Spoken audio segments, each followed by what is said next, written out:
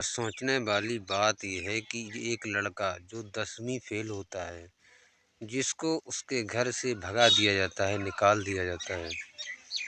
अब वो पढ़ाई में उसका मन नहीं लगता और बहुत जल्द उसको पैसे वाला बनना होता है।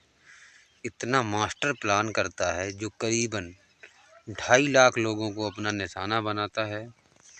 15 लड़के जिसके पास काम करते हैं। इतना बड़ा साइबर ठग बनने के बाद उसने लोगों से करीबन 500 करोड़ रुपए की ठगी करी।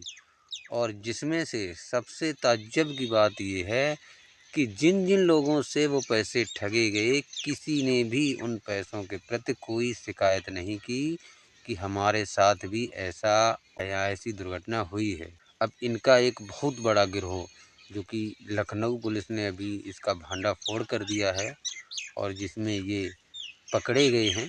क्या है पूरा मामला, आपको शुरू से विस्तार तक बताएंगे। कहीं ना कहीं पर चीज़ पुलिस को भी माननी चाहिए कि अपराध करने वालों में पकड़ने वालों से ज़्यादा दिमाग होता है। अभी इतने दिनों से ये गिरोह चल रहा था। गिरोह के बारे में थोड़ी सी जानकारी देते हैं जो पुलिस ने पाया है। दरअसल लखनऊ के मल्टी नगर क्षेत्र में, जहां पर एक मकान मालिक ने अपना पूरा का पूरा मकान किराए पर दे रखा था। लड़के रहते थे वहां पर, अंदर काम करते थे। मकान मालिक को कोई मतलब नहीं था, आता जाता नहीं था आखिर क्या काम हो रहा है और क्या नहीं हो रहा है। और इन लड़कों का काम क्या था, ऑनलाइन गेमिंग इन लड़कों ने मल्टीपल तरीके से फर्जी बना करके तैयार कर रखा था, जिसको लोगों के अनवेबल नंबरों पे, जैसे अपना लखनऊ हो गया, कानपुर हो गया, बाराबंकी हो गया, हरियाणा हो गया, जगह जगह अलग अलग प्रदेशों में लोगों के नंबर पर उस गेमिंग ऐप का जो है लिंक भेजते थे और भेजने के बाद उसको डाउनलोड करवाते थे और डाउनलोड करवा के 1, 2, 3 हज़ार रुपये तक उसमें डिपॉजिट करवाते थे बस। और जो आदमी जो लगता था कि अब इसको इस गेम में और भी ज़्यादा ट्रस्ट है या इसके मन में थोड़ा सा और लालच है, तो उसको 2-5 हज़ार रुपये जितवा भी देते थे, क्योंकि इनके पूरे सिस्टम का कंट्रोल इनके हाथ में रहता था। ये खुद इस चीज़ का निर्णय लेता था कि अब कौन जीतने वाला है और कौन हारने वाला है, किसको कितना जितवाना है। इस तरीके से इन्होंने टारगेट किया और अच्छा खासा इनका बिजनेस चल रहा था। लेकिन कहते हैं कि हर कोई इंसान तो तसल्लीदार नहीं होता। ऐसा ही एक लखनऊ का रहने वाला मिडिल क्लास फैमिली का एक व्यक्ति होता है, जिसके पास ही लोग फ़ोन करते हैं और फ़ोन करने में एक इनसे बहुत बड़ी चूक हो जाती है। पता नहीं किस तरीके के ये साइबर ठग थे कि इनको इतना भी नहीं पता कि एक गलती ही इनको कहीं पर फंसा देगी। वैसे तो ये मल्टीपल नंबर से फ़ोन करते थे। आपने अक्सर देखा होगा कि कंपनी से कुछ कॉल्स ऐसे आते हैं जो उधर से तो फ़ोन आ सकते हैं लेकिन इधर से नहीं लगा सकते। इनमें से एक लड़का जिसका नाम अदीप गंगवार होता है, वो लड़का अपने पर्सनल मोबाइल फ़ोन से ही उस गेमिंग डाउनलोड करवाने वाले को यानी कस्टमर को फ़ोन कर देता है और फ़ोन करने के बाद उसमें पैसे की राशि डिपॉजिट करवा देता है। डिपॉजिट हो जाती है। जब राशि विड्रॉल नहीं होती है तब वो साइबर क्राइम हेल्पलाइन नंबर 1930 पर एक फ़ोन करता है और जिसकी सूचना देता है। वहाँ से इसकी जांच शुरू की जाती है। गवर्नमेंट के रूल्स के मुताबिक पहले ही कई ये गेमों पर बैन लगा रखा है, ड्रीम 11 और यूपी, अदरवाइज कई भी ऐसे बिंजो वगैरह बहुत सारे गेमिंग हैं जो गवर्नमेंट ने ऑलरेडी बंद कर रखे हैं। गवर्नमेंट इन पर कड़ा एक्शन लेती है और सीबीआई की टीम भी वहाँ पर छापा मारती है। जिस दौरान छापा मारा जाता है, इनकी टीम और नेटवर्क का सर्कुलेट इतना बड़ा होता है कि पुलिस के वहाँ पहुँचने से पहले ही ये लोग भी हैं जो पूरा डाटा डिलीट कर देते हैं। लेकिन फिर भी पुलिस इनको अरेस्ट करती है। 15 लड़कों को अरेस्ट करने के बाद डाटा वगैरह अरेस्ट करती है, जिनके पास 70 मोबाइल फ़ोन्स पकड़े जाते हैं और 11 लैपटॉप पकड़े जाते हैं और 9 जिनके चार्जर पकड़े जाते हैं। अलग अलग जगहों के रहने वाले थे। जिस एरिए में जिस जगह पर ये लोग इस तरीके की ठगी का मल्टीपल जाल बिछाते थे, वहाँ के किसी भी आदमी को अपनी ग्रुप में शामिल नहीं करते थे। हमेशा यानी बहुत ज़्यादा अच्छे स्ट्रॉन्ग रूल बना रखे थे इन लोगों ने, और उस रूल के साथ ये लोगों के साथ ठगी करते थे। और लोग हमेशा क्या सोचते थे कि चलो 1000 2000 गया, कहीं जाएंगे पुलिस में शिकायत करेंगे, इतना भाग दौड़ होगा और पैसा तो हमारा गया ही है। लोग शांत बैठ जाते थे, कोई कुछ हलचल नहीं करता ही नहीं था। इस तरीके से इनका गिरोह चल रहा था।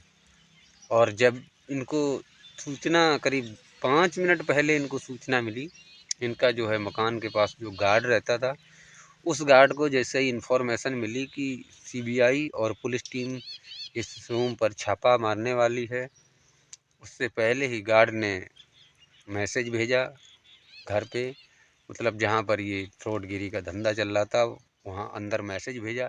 और मैसेज भेजते ही सभी जो है लड़के इतने फास्ट होते हैं, सारे लैपटॉप और मोबाइल फ़ोन्स का डाटा एक ही क्लिक में पूरा डाटा डिलीट कर देते हैं और उनकी तोड़ फोड़ भी कर देते हैं।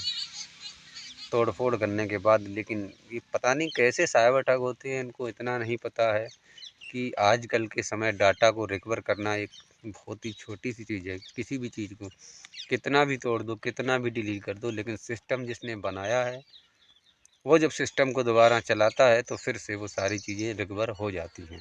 और इस मामले में पुलिस ने कड़ा एक्शन लेते हुए इन लोगों से जब जानकारी ली तो पता किया, ये लोग समय समय पर अपना अड्डा बदलते रहते थे, अपनी जगह। जैसे अभी कहीं और हैं, अभी ये लखनऊ में हैं, तो एक हफ्ते बाद इनकी लोकेशन लखनऊ से हरियाणा पहुंच जाएगी। और वहाँ कुछ दिन तक ही एक नंबर को यूज करेंगे, एक मोबाइल को यूज करेंगे, उसके बाद फिर से ये नंबर भी चेंज कर देते थे। कई बार इनके अकाउंट में मल्टीपल पैसे आने की वजह से बैंकिंग सिस्टम को ऐसा लगता था, कई लोग कंप्लेंटें मारते थे, तो इनके जो बैंक अकाउंट्स होते थे वो भी पुलिस की द्वारा फ्रीज कर दिए जाते थे, यानी सील हो जाते थे। अब ये इतने शातिर थे कि फिर भी अदर लोगों के अकाउंट कहीं पर किसी को लालच देते थे। ऐसे दुनिया में बहुत से लोग हैं जो किसी को लालच देते थे, किसी को कुछ, तो उनसे उनके बैंक अकाउंटों को उठा लेते थे, किराए पर ले लेते थे। और कई लोगों को तो पता भी नहीं था कि ये इस चीज़ के लिए वो पैसा ऐड कर, जैसे मान लीजिए उसमें 2 लाख रुपए किसी के अकाउंट में इन्होंने डलवाया, धीरे धीरे करके 2000 1000 5000 करके। अब जैसे ही उसमें 2 लाख हो गया, अब वो मल्टीपल वाला पैसा तो उसके अकाउंट में रिसीव हुआ है, यानी लेकिन वो फिर पैसा जब उसके अकाउंट से दूसरे जो इन फ्रॉडियर के अकाउंट में जाता था तब वो पैसा बिल्कुल सेफ हो जाता था। और गवर्नमेंट शक हमेशा किस पर करती थी, जिसके अकाउंट में मल्टीपल तरीके से पैसा गया है। तो बेचारा फंसने की भी बात आती थी तो वही सिर्फ फंसता था, सेफ निकल जाते थे। ज़रा सोचने वाली बात है कि आजकल के लोग हमारे जैसे केवल वीडियो बनाते हैं, कुछ कर ही नहीं पाते। और छोटे छोटे लोग जो 10वीं फेल महज, वो 15 लोगों की टीम बना करके और इतना बड़ा जो है घपला चल रहा था। और फिलहाल ये लखनऊ पुलिस की गिरफ्त में हैं और भी चीज़ें इनसे पूछी जा रही हैं। पूछने के दौरान साथ ही इनके ऊपर कड़ा लंबा एक्शन भी लिया जाएगा।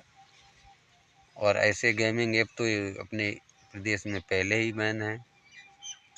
और इसके बाद पुलिस ने जैसे ही देखा तो उसके होश उड़ गए। और हो सकता है अगर वो एक आदमी, एक मिडिल क्लास फैमिली का आदमी अगर वो एक्शन नहीं लेता तो इनका तो कारोबार इतना बढ़िया चल रहा था, सब कुछ वीआईपी था, मस्त एकदम।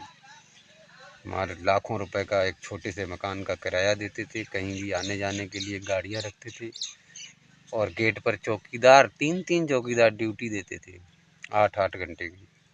और ऐसे जाहिर सी बात है, ऐसे लोग जो अंधाधुंध कमाते हैं, तनख्वाह वगैरह देने की ज़्यादा टेंशन लेते नहीं हैं। वो 1-2 महीने की हमेशा एडवांस ही देते रहते हैं। और जब इस गिरोह का खुलासा हुआ तो लोगों में जागरूकता फैली और सोशल मीडिया पर भी ये खबर आई। तो इसी के साथ हमने सोचा आपको भी थोड़ी जागरूकता देते चलें। तो इन लड़कों के लिए क्या कहना चाहिए, क्या इनके पास दिमाग तो बहुत अच्छा था, 10वीं फेल ज़रूर था, लेकिन फिर भी इतनी जल्दी 1-2 साल में ही 500 करोड़ रुपए ठग लिए। लेकिन वो गरीबों का पैसा था, इसलिए इनको शायद हजम नहीं हुआ और किसी दिन जाकर के इनका भांडा फूट गया। तो दोस्तों, इस कहानी को सुनने के बाद आपको क्या सीख मिली वो हमें कमेंट करके ज़रूर बताइएगा।